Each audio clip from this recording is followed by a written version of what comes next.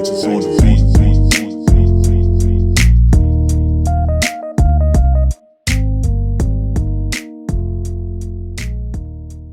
What's good, everyone? It's your boy Natsu with another video for the channel. Welcome back to DMVSportsZone. And as always, as we try to have every single week, we have a fantasy preview video with none other than Noah from SportAI, great fantasy platform that he'll talk about shortly. But just always great to have Noah on the channel on these vids, and it should be a fun fantasy week, right? Not even week this week with Thanksgiving football, the best time of the year. So Noah, do you want to talk a little bit about the SportAI platform as we do every single week? Sure. As we talked about before, SportAI is a mobile app integrated with artificial intelligence that is going to help you optimize your fantasy sports lineups and help anyone understand sports analytics. And as we come on every week, we want to show the proof in the pudding and give a little bit of insight on the power of AI and see what the breakout players are we have every single week as we start to build out the beta version of our mobile app. So if you guys are interested, again, link is in the description, and we hope to see you there. For sure. Go check it out. The link will always be in the description for these videos. It's a great platform. Has been super accurate thus far, and you guys should make sure to subscribe to alerts. But as we get started every single week, Noah, can you give me one fantasy pick you got right from this past week?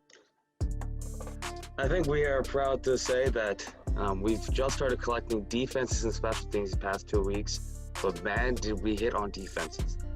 Cleveland Browns, Chargers, and the Washington football team all well outperformed the projection, including Cleveland Browns having one of the best individual defensive nights they've had in the past 20 years.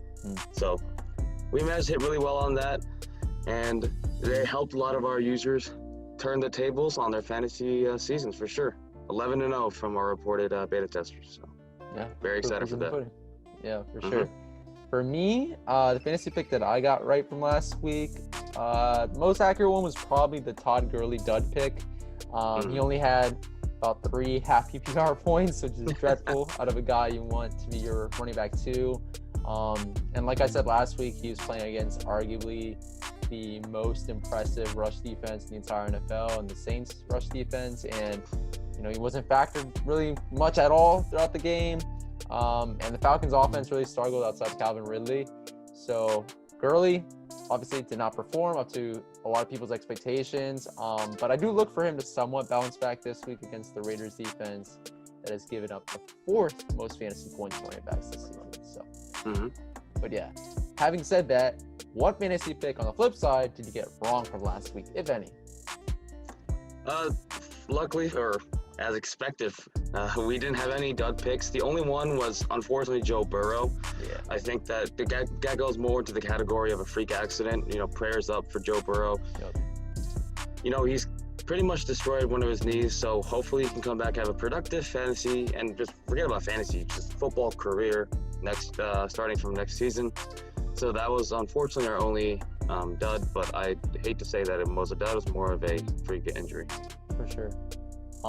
Yeah, prayers up to Joe Burrow. I watched the game and I saw the injury, and they didn't even show the replay on TV. That shows you how bad it was. So prayers up to Joe Burrow. Is a good young quarterback in this league who has a very bright future ahead of him, and the Bengals do as well. So prayers up to him.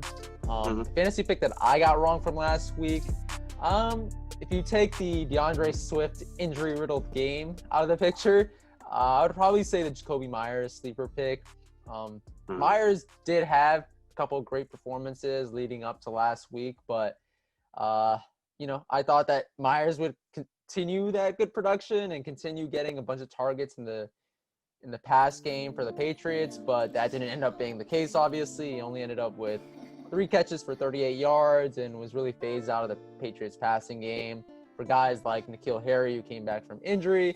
But like Gurley, I do see somewhat of a bounce back for Jacoby Myers this week as he faces the Cardinals pass defense. I know that doesn't really give too much hope to people who started him last week, but it is what it is at this point, and Myers was just a pick that I got wrong. Yeah, I think that he definitely has a bounce back potential. People are mentioning that, yes, Patrick Peterson most likely will be on him. But as you said before, there's a couple of things. Patrick Peterson is not the elite lockdown corner he once was. So a lot of openings for a deep threat. We saw that Metcalf. Myers is actually a pretty good deep threat. So we can see the ball being spread out, him move around the field, but he's going to be a really risky flex or wide receiver 3. So if you have to roll the dice, go ahead, but I wouldn't recommend doing so either. Sure. Moving on, Noah, can you give me one fantasy sleeper that will break out in week 12 now, actually? Week 12, wow. I know, time flies. Yeah. So we have a couple players, but we want to circle back and start going to the QBs, because I know a lot of people are trying to stream QBs late in the season, and that quarterback will be Daniel Jones of the New York Giants. Okay. Yeah.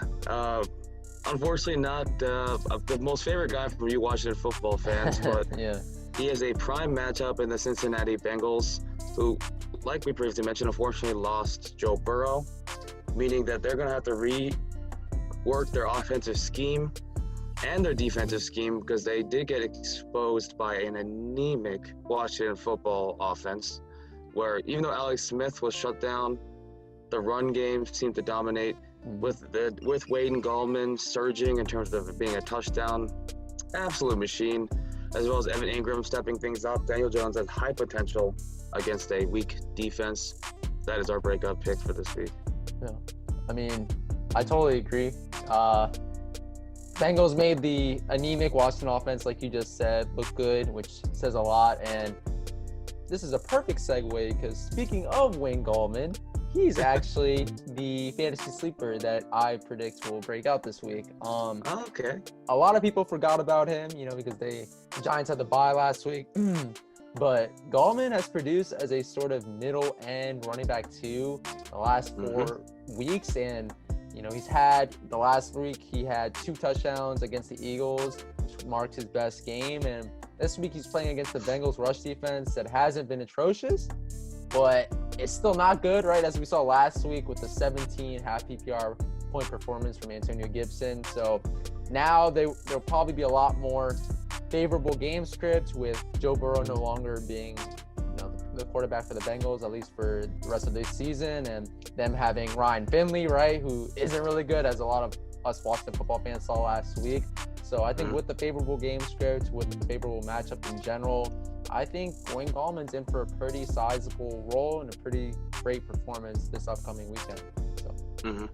Yeah, a lot of sleepers in that Giants, and I can say the same thing about even the Giants defense. The script plays out well, but we've seen before that even the best matchups aren't a guaranteed success, but I think Gallman and Jones are safe picks there. Sure. And so moving on, once again, Noah, can you give me 2 great fantasy plays this week? Yeah, so you took the words right out of my mouth. Wayne Gallman was our top breakout running back. However, we have 2 other players that definitely are on more people's radars. So let's just get started. The first one, we actually want to put a defense, Cowboys defense. As a Washington football team, as a Washington football team fan, okay, it hurts my soul too. But the Cowboys defense surprisingly has gotten better with the loss of some of their key players, including Diggs. Against a tough run offense from the Vikings, you saw that they held their own. They even held Jefferson and Thielen to relatively pedestrian days compared to what they were projected. And more importantly, they're getting to the quarterback and they're getting to the running back. On a team that's not the Vikings, the Washington football team, they have a lot of opportunities to get the turnovers you'll need in fantasy, and they have a very high probability of breaking out. Unfortunately, for us Washington fans, they're primed to have a good performance on Thanksgiving Day. And then the other player is another quarterback that we think will break out, and that is Derek Carr of the Las Vegas Raiders. Yep. Been balling, but under the radar for sure. He has. I think a lot of people started to fade away from him because of that stretch where he had poor performances, but those poor performances, if you notice, are not because he was playing poorly. It's because they were heavily leaning on the run, and the game script leaned towards that because they had the lead. However, this week, the Raiders are going to have a tough matchup, and they're going to have to throw the ball a lot. Waller is going to be heavily leaned on in a tight game against the Falcons. I think it's going to be a shootout. Derek Carr is going to have to be leaned on pretty heavily. because the Falcons are no longer the pushover team that they once were. We saw that, yes, the Saints did beat them pretty badly, but that was because the Saints have arguably the best defense in the NFL right now. So it was a hard rock and a hard play. I mean, a rock and a hard place. So really deceptive. But the Falcons do have the firepower needed. Ridley's back healthy. That could turn into a shootout. Derek Carr's gonna have a lot of passing opportunities. So Derek Carr. Okay. Definitely agree with the Derek Carr pick. I'm personally just like looking at it, on the surface. I'm not so sure about the Cowboys defense stepping up this week, and I'll explain why towards the end of this video. But I'll just say, along the lines of the Derek Carr pick, I'm going to go a little off the radar in terms of my great fantasy play, at least the first one that I'll mention. And a lot of people might be surprised when I say this, but I actually have Nelson Aguilar, the wide receiver from the Raiders, as a somewhat, going out on the limb pick, but also as possibly great play this week. He's given fantasy owners great production in 3 out of his last 5 games, especially last week, obviously, where he put up 6 catches for 88 yards and a touchdown, and has really been the go-to option in the Raiders passing game outside of Darren Waller. And this week he plays against the Falcons defense that has given up the 3rd most fantasy points to wide receivers this season. We saw them last week give up a bunch of yards, a bunch of catches to Michael Thomas and other receivers on the Saints. And I look for the same this week actually with the Raiders. And with the Raiders, you have a much more limited route tree, a much more limited passing tree, I should say. And that includes Aguilar and that includes Waller. So I look for great games out of both of them, but especially Aguilar this week. So if you're looking for someone under the radar wide receiver this week to plug into your fantasy lineup, Aguilar would be a great play. And definitely have to agree there. Yeah. And you know what? If it ain't broke, don't fix it. I'm going with Antonio Gibson again for the 3rd straight week as a great fantasy play. This will now be, again, the 3rd straight week that I have him as a fantasy stud, and rightfully so, man. Ever since the Dallas game a couple of weeks back, his matchups are, again, the best you could possibly ask for a fantasy running back.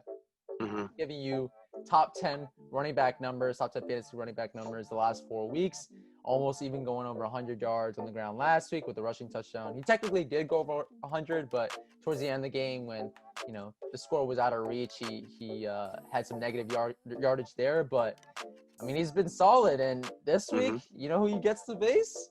The same Cowboys rush defense that started this very hot streak for Antonio Gibson and that has given up the 2nd most yards on the ground to opposing running backs. So I personally look for Antonio Gibson to feast yet again. Yeah, I'll have to half agree with that. I just mentioned the Cowboys D as being a breakout defense for this week. But Gibson they can both coexist. They can still have both big games for peace. The one thing that I find really interesting about Antonio Gibson is that McKissick continues not to put a dent into his fantasy performance. I know a lot of people are concerned that even in PPR leagues especially, that it would take a lot away from Gibson. However, there is an unquestioned number 1 runner, and that's Antonio Gibson. McKissick comes out in the slot, get a lot of catches in the air, but as you saw, when they trust a back, it's going to be Gibson near the end zone, and that spells really well for a fantasy performance. And on the flip side of things, can you give me 2 disappointing fantasy duds this week? Oh, we have quite a few. Oh no. We have quite a few. However, 2 that are going to really surprise you. One of them is going to be Tyler Lockett, Seattle Seahawks. Oh, you good? Oh, no, don't tell me that's your number 1 receiver. In my other league, yes. That other league, again, as I mentioned last week, is totally effed. So we'll just leave it at that. But go ahead. Yeah, so the issue with Tyler Lockett is there has been other games that he's been a dud as well, too. And interestingly enough, going against the Philadelphia Eagles defense on paper isn't a bad thing. They're a middle-of-the-run defense. They're not an elite passing defense, not elite rushing defense. However, they handle slot receivers very well. And recently, Robert Coleman's an excellent slot nickel cornerback. And the problem with that is that Tyler Lockett is starting to see his deep opportunities decrease week after week after week. which is good for PPR because he's gotten, including like against the Cardinals, 9 out of 9 receptions, but all those routes were under 20 yards, including the one in the end zone. So the Eagles know how to lock down slot receivers, with Metcalf being the now deep threat number one, obviously, that everyone knows about. I'm not worried about his performance. However, Lockett has a high probability of being a dud against the Eagles this week. Next up. The other player is Duke Johnson of the Houston Texans. I know. Guess what? You want to know more about the state of my other fantasy team? The second one that I have. Well, I have Tyler Lockett as my starting receiver. Christian McCaffrey, who's technically supposed to be my starting running back, has been out for most of the season, if not all of it. And the other running back that I have in replace of McCaffrey is actually Johnson. But go ahead. So I will put a caveat that when I say that he's going to be a dud this week, he is going to do well. Yeah. Don't get me wrong. He'll get you 10 to 12 fantasy points, but that's the point. People at this point of the season are now plugging in Johnson for better for worse as their RB2, as their flex that need to save their season, and he's not going to be that running back. As we saw, he already had 2 disastrous performances these past 2 weeks, but I think he has a bounce back week. However, he faces a tough run defense, and he also, despite being a shiftier back in his career, has barely gone out for passes, which is very concerning, considering that Watson hasn't played bad. He's been throwing the top passing touchdowns, but not to players like Duke Johnson. So I don't think he's going to have an absolute collapse. He'll get you the 10 to 12 points, which is solid for flex. But however, if you're going to play him at your running back too, or if you're, ravaged by injury, I don't know why it'd be running back 1, but be concerned. I don't think he'll come through. Yeah. I'm sorry that back-to-back, but those back-to-backs. Okay. For my fantasy duds, I'm a simple man. I see the Saints rush defense, and I see who is the running back lined up against that rush defense, and I automatically assume that it's going to be a dud performance. And the lucky running back this week that gets to face the Saints rush defense is Mr. Inconsistent himself, Melvin Gordon, for the running back for the Broncos.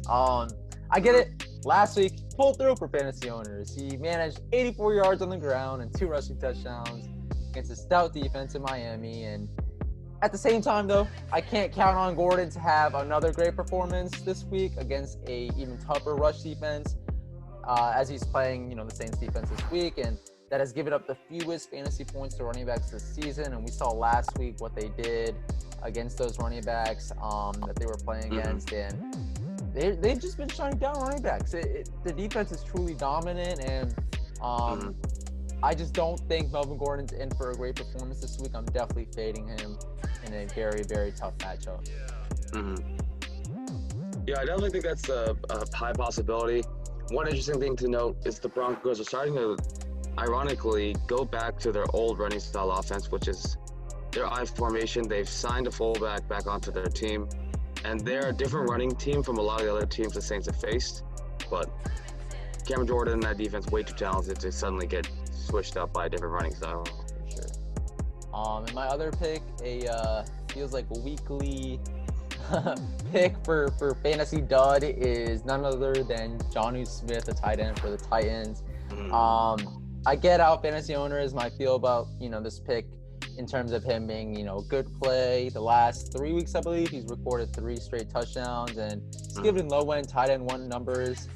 I get it, but this Sunday he's playing against the Colts defense he struggled with a couple of weeks ago, and one that is still giving up the 3rd fewest fantasy points to tight ends this season. So if you couple this incredibly tough matchup with the lack of targets Smith has been getting since week 6, really, I just see him as being a fantasy dud this week. You'll probably start him because of the fact that the tight end position has been atrocious this year in fantasy outside of Travis Kelce, but yeah, don't look for too much. Aaron Waller quietly being a decent tight end too. Yeah. Okay. Yeah, but I'll agree with you there. Nothing wrong with that pick, unfortunately.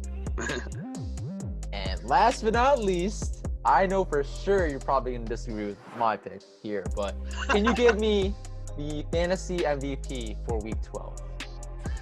Fantasy MVP? Actually, I think you're going to disagree with mine. Oh, Darren Waller of the Oakland Raiders. Or, okay. rest in peace, Oakland. Las Yeah. Vegas Raiders, apologies. He has a prime matchup against the Falcons, who have not only given up a lot of points to tight ends, but has not faced a tight end of the quality of Darren Waller at all this season.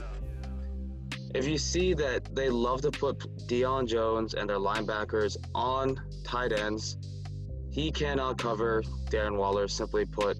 And when Carr sees that Waller has a mismatch, he does not hesitate to throw on the ball. So other times when there are mismatches, a lot of times other quarterbacks will ignore him. Waller is actually his number one option outside of Nelson Aguilar in a deep throw. And you see Waller is getting almost all the red zone touches when it comes to passing. So Waller has the prime matchup against a bad Falcons defense. This could be an explosion, and here at SportAI, we know it will be. Darren Waller, our MVP for this week. Okay. No, I'm not going to disagree. As I said earlier, Oh. Aguilar and Waller are two guys on that Raiders offense that are getting all the targets and that I think will actually have very good games this week.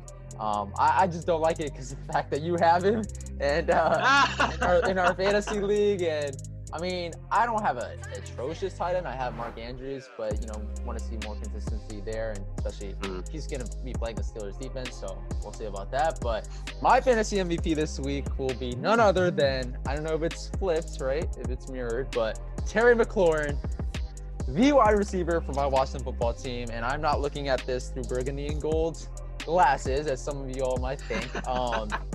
I think Terry McLaurin, I know you mentioned the Cowboys defense, how they've been ramping up things the last couple of weeks. I get it. Terry is only 121 yards away from 1,000 yards, something like that. I don't see him getting all those yards in this game, but I see him as having a very, very good game. And will probably break out because of the fact that he'll add a touchdown on top of his nearly 100-yard weekly average through the air. And let me get this out of the way as well. Terry McLaurin is a top 10 receiver in the NFL right now. And if you think A.J. Brown will have on my fantasy team, right? So taking biases out of these, and DK Metcalf are better, go watch the tape and take into account some context. Despite Terry having absolutely anemic offenses the last 2 years with one putrid quarterback after another, McLaurin has been able to produce and has become a reliable low-end wide receiver one in half PPR leagues. This week, he'll be playing against the same Cowboys defense that he lit up in Week 7. Except this time, they don't have Trevon Diggs, who actually playing solid other than the one touchdown that he gave up that week. And they're giving up the second most fantasy points to wide receivers this season. I believe they gave up a bunch of points to Thielen last week. And Justin Jefferson, I believe, also had a good game, if I'm not mistaken. So I think Terry McLaurin's in for a great week this week. I mean, I'll have to half agree again. Yeah. McLaurin has the talent, and we saw that Thielen and Jefferson can go off if given that touchdown. However, Antonio Gibson's good, but he's no Dalvin Cook. If you see the Cowboys, they focused a lot on the run to stop Dalvin Cook. Gibson's a good back, but they're not going to put that much focus as they did with Dalvin Cook. So I think it's a coin toss, but that's what I love about Thursdays. On Thanksgiving, any given year, the Cowboys can win, or the Washington football team could win. So I'm very excited. Can't be mad, whatever happens. Yep. Well, if the Cowboys win. Oh, well, yeah. We always have some fan bias, obviously. Yeah, some fan bias, for but sure. No. As a fan of football, I'll be excited. Yeah. No, I'm not looking at this through burgundy and gold glasses. I strongly believe McLaurin will have a good game this week. Like I say every single week, I could just as easily go with Dalvin Cook or Travis Kelce. But what is the fun in that, right?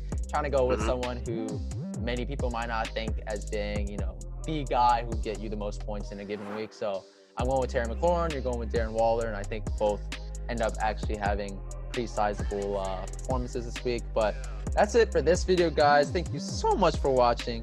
Please make sure to like, comment, subscribe to the DMVSportsZone channel. I see that the channel is growing. I know Noah sees it. I know everyone sees it, and hopefully continues to grow. Go sub to alerts from SportAI, who make weekly alerts about any sort of fantasy football news at this point, but also I hear some more fantasy news and other sports.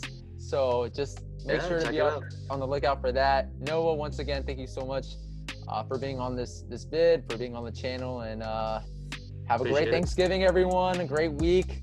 I will probably have a live stream tomorrow night at 7 p.m. So make sure you guys check out that. We'll have 3 more very good guests that are very well known in the Washington football team YouTube community. So make sure to check out that. But any last words, Noah? Not at all. I'm just so excited for fantasy, and I know that everyone around the country is. So fingers crossed for all your teams, and thanks for having me on the show. For sure. And with that being said, peace, everyone. Again, have a great Thanksgiving, and hopefully you all stay safe and spend some time with your families. Peace.